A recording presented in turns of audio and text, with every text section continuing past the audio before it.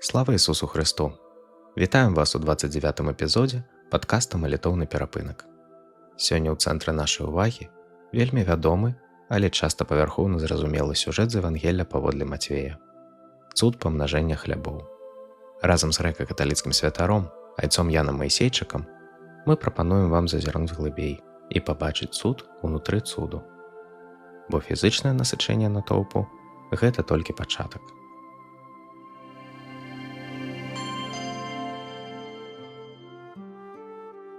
У той час Ісус убачыў шматлікія натоўпы і злітваўся над імі і аздаравіў нямоглых іхніх.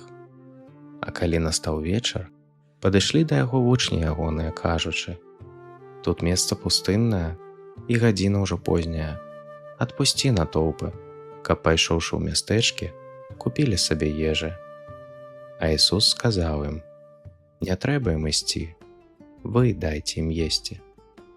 Яны ж кажуць яму: «Нічога тут не маем, толькі 5 хлябоў і 2 рыбы». А ён сказаў: «Прынясіце мне іх сюды». І загадаўшы натоўпам узлегчы на траве, узяў 5 хлябоў і 2 рыбы і, зірнуўшы ў неба, дабраславіў і, паламаўшы, даў вучням хлеб, а вучні натоўпу. І елі ўсе, і насыціліся, і сабралі кавалкаў, што засталіся, 12 поўных кашоў, а тых, што елі, было каля 5000 мужчынаў, акрамя жанчынаў і дзяцей. І адразу змусіў Ісус вучняў сваіх увайсці ў човен і плысці перш за яго на другі бок, пакуль ён адпусціць натоўпы.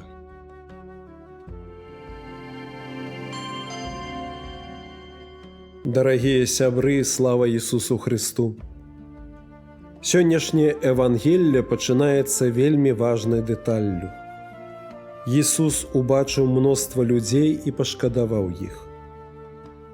Перад тым, як адбываецца цуд, адбываецца нешта яшчэ больш важнае.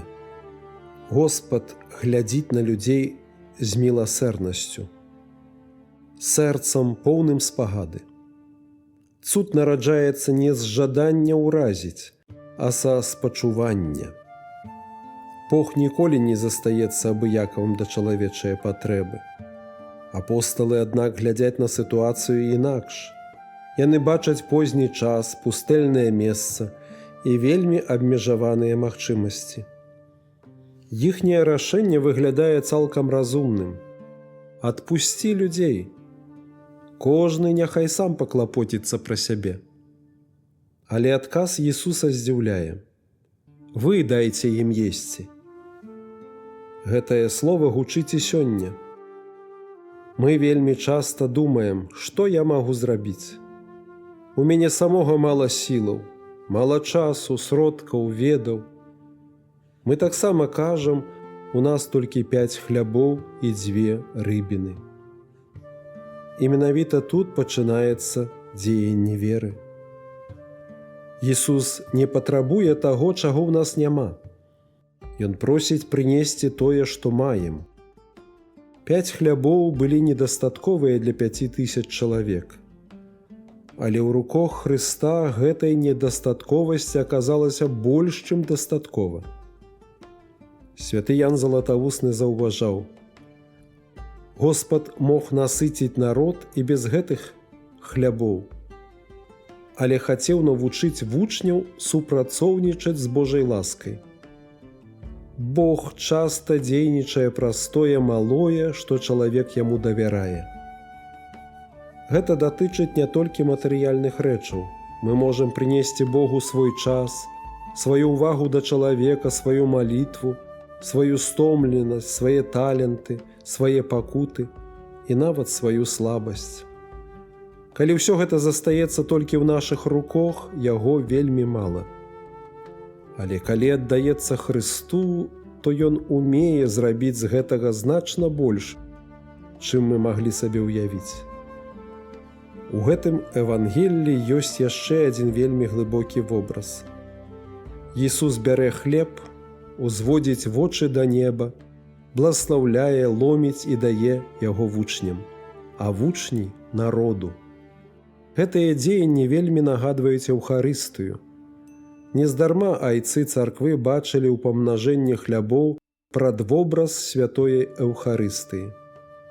Христос корміць чалавека не толькі зямным хлебам, але перадусім самым сабою, хлебам жыцця. І яшчэ адна дэталь. Пасля таго, як усе наеліся, засталося 12 кашоў рэшткаў. Божая ласка не бывае разлічаная ўпрытык.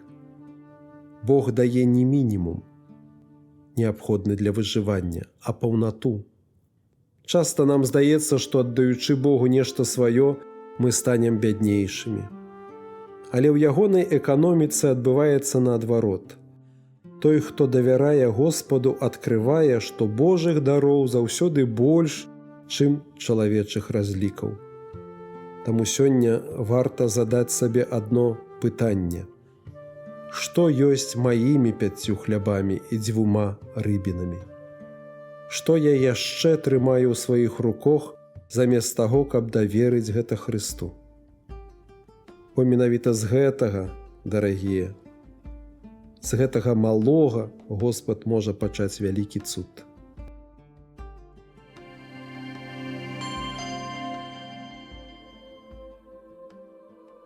Отче наш, который есть у небе, святися имя Твое, приди владарство Твое, будь воля Твоя, як у небе, так и на земли.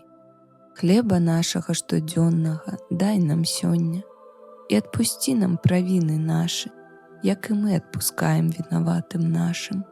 И не уводь нас у спокусу, але збав нас от злого. Аминь.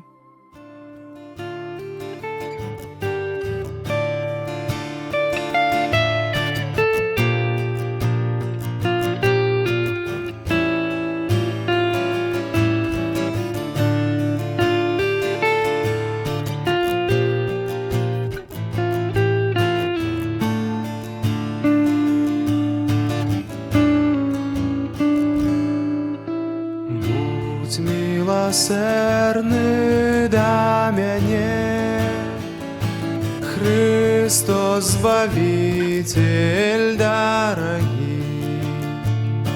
Тебе шукаю и во сне, Тебе несу мои грехи. Моим грехам утрачен лик, бо змалку Твой закон топтал.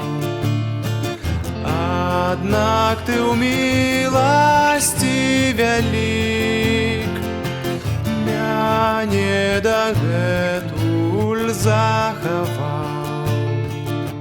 З усіх грахоў мяне абмый, правины милостью покрый. Даруй мне всякую вину, пошли мне сердца чистиню.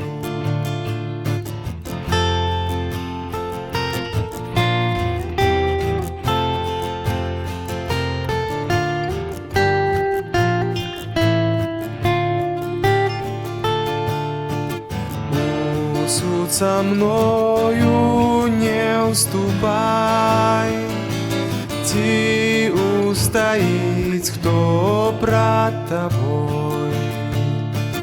Я виноват, и ласку дай, очисть чистюткою кровёй.